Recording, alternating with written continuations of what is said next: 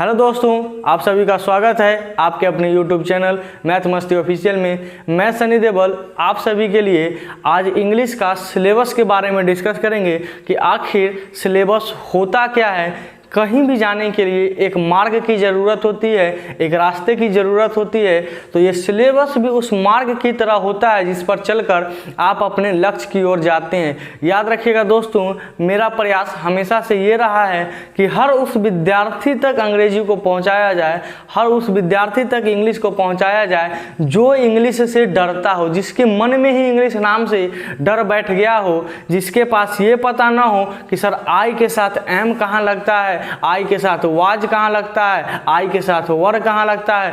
तो हर उस चीज़ को हम समझेंगे और उस डर को हटाना है जो विद्यार्थी के मन में है। बस एक बात का आप लोग ध्यान रखिएगा कि मेरा जितना भी वीडियो, मेरा जितना भी क्लास है, उन सब को एक नोटबुक में सिस्टमेटिक ढंग से लिखना है। तो चलिए दोस्तों, पूरे इंग्लिश के सिलेबस को डिटेल में समझने की कोशिश करते हैं। आप किसी भी एग्जाम का तैयारी करते हो, चाहे वह बैंकिंग हो, चाहे वह एसएससी हो, या फिर आपका रेलवे हो, या फिर कोई डिफेंस का एग्जाम हो, या फिर आप किसी स्टेट का एग्जाम का तैयारी करते हो, चाहे वह टीईटी हो या एसटीईटी हो, किसी भी एग्जाम को ध्यान में रखकर हमने इस पूरे सिलेबस को बनाया है।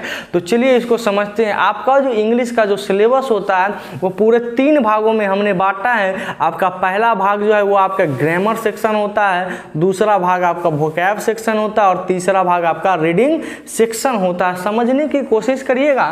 जो आपका ग्रामर सेक्शन होता है ना, उसमें किसी भी ग्रामर को, किसी भी लैंग्वेज को समझने के लिए एक चीज हम यहाँ बताना चाहते हैं कि इंग्लिश आपका अपने आप में क्या होता है बालक, लैंग्वेज होता है। इंग्लिश कोई सब्जेक्ट नहीं होता है, इंग्लिश एक लैंग्वेज होता है। और किसी भी लैंग्वेज को पढ़ने के लिए सबसे पहला ज़रूरी होता है कि आप उसके पार्ट्स ऑफ स्पीच को पढ़िए। तो पार्ट्स ऑफ स्पीच में सबसे पहले आपको पता है कि टोटल 8 होता है। जो पहला है आपका नाउन है, दूसरा है आपका प्रोनाउन, तीसरा आपका वर्ब, चौथा आपका एडवर्ब, पांचवा आपका एडजेक्टिव, छठा आपका प्रेपोजिशन, सातवां आपका कंजंक्शन और आठवां आपका इंटरजंक्शन। हालांकि इंटरजेक्शन उतना इम्पोर्टेंट नहीं होता है, मगर फिर भी इसको पढ़ना थोड़ा सा ज़रूरी हो जाता है। आप किसी भी लैंग्वेज का ग्रामर पढ़ते हैं तो उसमें सबसे पहले पार्ट्स ऑफ स्पीच को तो पढ़ना ही पढ़ना है। उसके बाद भी कुछ चैप्टर को और पढ़ना जरूरी हो जाता है जो आपके बोर्ड पर लिखा हुआ है। और जो चैप्टर हो गया, यहाँ देखिएगा, जो आपका अगला चैप्टर हो जाता है वो होता है टेंस। टेंस किसी भी एग्जाम के दृष्टिकोण से काफ़ी महत्वपूर्ण होता है। ये एक बहुत ही मेजर सब्जेक्ट होता है, तो इसे थोड़ा ढंग से पढ़ने की कोशिश करिएगा। आप इससे पहले हो सकता है आप 12th में पढ़े हो, 11th में पढ़े हो सकता है उससे भी बेसिक में आप पढ़े हो, 10th में पढ़े हो, मगर कन्फ्यूजन आपको हर जगह होती है। तो आज के बाद कोई कन्फ्यूजन नहीं होगी। मेरे टेंस पढ़ने के बाद आपको कभी भी कोई समस्या नहीं होगा। उसके बाद आप अगर किसी बड़े एग्जाम का तैयारी करते हैं तो उसमें वॉइस और नरेशन, ये दो चीज़ आपका काफ़ी महत्वपूर्ण हो जाता है। तो इसे भी बहुत अच्छे तरीक़ा से पढ़ना है। तो अगला जो हो जाता है सब्जेक्ट वर्ब एग्रीमेंट, यानी जो पुराने किताबों में आप इसे देखते होंगे सिंटेक्स होता है। क्या होता है? सिंटेक्स। और नया नाम इसका सब्जेक्ट वर्ब एग्रीमेंट। दोनों एक होता है, दोनों दो तरह का नहीं होता है। अगला है क्वेश्चन टैग। बहुत ही छोटा चैप्टर है मगर बहुत ही अच्छा। इसके लिए कोई रूल नहीं रटने का चैप्टर है। एकदम एक कॉन्सेप्ट क्लियर हो जाएगा, आपका पूरा क्वेश्चन टैग ही क्लियर हो जाएगा। अगला है आर्टिकल। थोड़ा सा कंफ्यूजिंग चैप्टर, हर बार कंफ्यूज करता है, मगर एक पढ़ लेने के बाद आपको कभी इससे रिलेटेड कंफ्यूजन नहीं होता। और जो लास्ट है कंडीशनल सेंटेंस। कंडीशनल सेंटेंस कहीं ना कहीं टेंस का ही भाग होता है, टेंस में ही पढ़ा जाता है, मगर अब कंडीशनल सेंटेंस को टेंस से अलग कर दिया गया है और अलग पढ़ा जाता है। इस बात को आप लोग ध्यान रखिएगा। तो समझिएगा, आपको पूरे ग्रामर सेक्शन में लगभग 15 चैप्टर आपको पढ़ना है। इतना तो पढ़ना ही पढ़ना है। एक आध और छोटा मोटा होगा तो उसको हम अलग से पढ़ लेंगे, मगर इतना चैप्टर तो मेन होता है। आप जिस लेवल का तैयारी करते हैं, अगर छोटा एग्जाम है तो उसमें इसी से थोड़ा सा बेसिक क्वेश्चन आएगा, उससे ऊपर का एग्जाम का तैयारी करते हैं तो थोड़ा सा हाई क्वेश्चन आ जाता है। तो इस बात को हमेशा ध्यान रखिएगा। पूछा आपका यहीं से जाएगा, कहीं भी अलग से नहीं पूछा जाएगा। तो चलिए अगला सेक्शन को थोड़ा सा आराम से समझते हैं।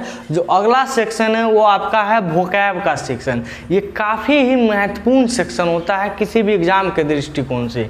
इसमें होता क्या है कि जनरली स्टूडेंट्स याद नहीं कर पाते हैं उस चीज़ को, हर बार रटते तो हैं मगर उसको भूल जाते हैं। 1 महीना, 2 महीना, 3 महीना, 6 महीना आप एक एग्ज़ाम देते हैं, तब तक सारा वर्ड आपका याद हो चुका होता है, भूल चुके होते हैं। तो इसको थोड़ा सा और बारीकिया से कैसे याद किया जाएगा, हम जब वर्ड का सेशन बनाएंगे तो उसमें आपको रटना नहीं है। और एक बात हम अभी भी क्लियर कर देते हैं दोस्तों, पूरे इंग्लिश में जितना कम से कम कोशिश करना है रटने का।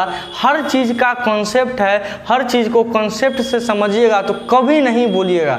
तो रटने का कार्यक्रम नहीं होगा आज के बाद सिर्फ और सिर्फ समझने का कार्यक्रम होगा। तो चलिए वोकैब सेक्शन में देखते हैं। जो आपका पहला है वो है साइनोनिम्स। इसका मतलब होता है पर्यायवाची शब्द। आप बचपन में पढ़े होंगे पर्यायवाची शब्द, यानी एक शब्द जैसा है उसके जैसा ही दूसरा शब्द आपको ऑप्शन में ढूंढना होता है, उसी को बोला जाता है साइनोनिम्स।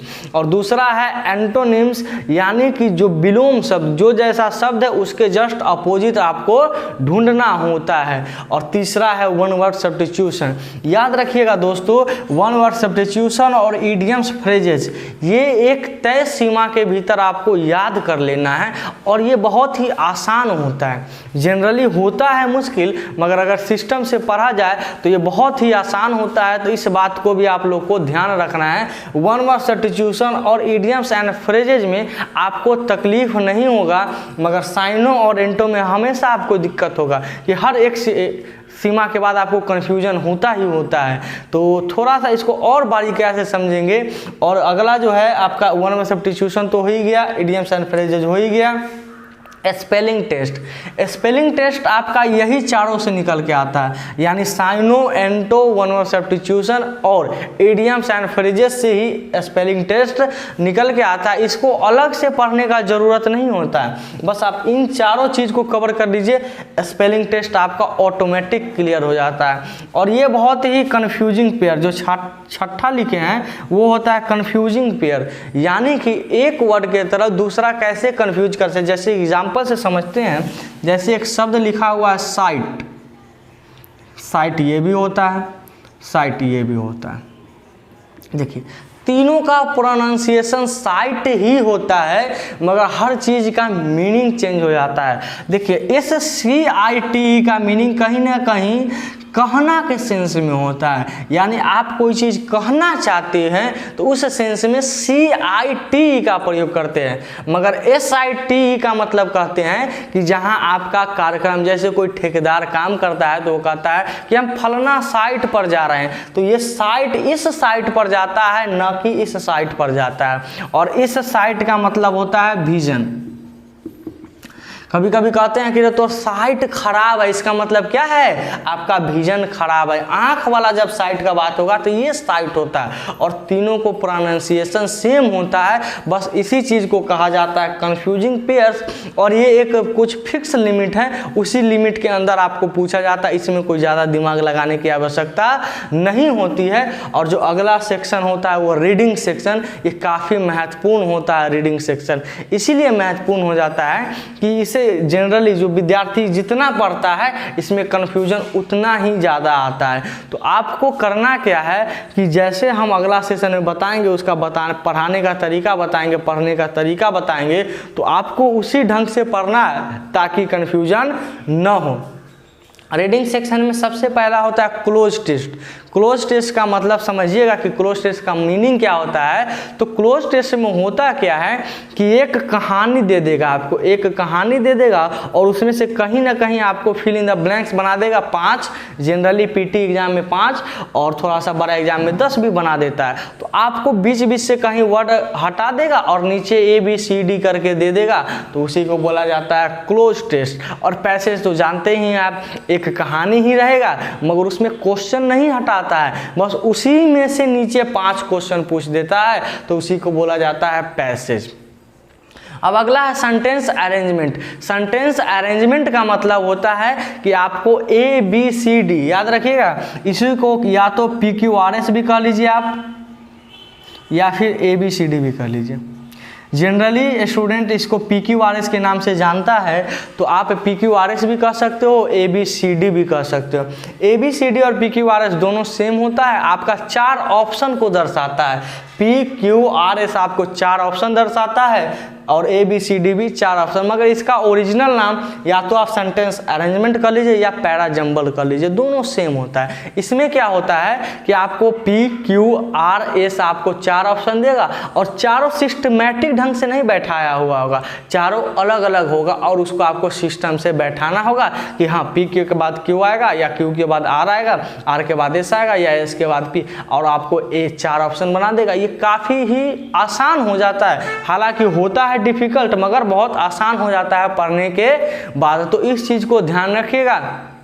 आपका पूरा सिलेबस, इसके बाहर किसी भी एग्जाम से आपका क्वेश्चन नहीं पूछा जाएगा। आप जैसा एग्जाम देते हैं इसी से रिलेटेड क्वेश्चन आता है। अगर आप थोड़ा बेसिक एग्जाम देते हैं तो थोड़ा बेसिक बात होगी, अगर थोड़ा आप हायर क्वालिटी का एग्जाम देते हैं तो इसी में आपका थोड़ा सा लेवल बढ़ा देता है, लेवल ऑफ क्वेश्चन थोड़ा बेसिक से एडवांस। और याद रखिएगा दोस्तों, हर चीज़ को बेसिक से पढ़ना है, रटना नहीं है, कॉन्सेप्ट से समझना है। कॉन्सेप्ट से ऊपर कुछ भी नहीं है। एक बार कॉन्सेप्ट समझ लीजिएगा, कभी कंफ्यूजन नहीं होगा। इस बात का ध्यान रखिएगा, कभी कंफ्यूजन नहीं होगा। तो चलिए, इतना आशा करते हैं कि इतना सिलेबस आपको समझ में आ गया होगा। अगर कहीं भी कोई दिक्कत हो तो आप कमेंट सेक्शन में जाना है और वहाँ पर पूछना है, और जो चैप्टर ज़्यादा ज़रूरी होगा उसको हम पहले पढ़ाएंगे। जैसे आपका वर्ब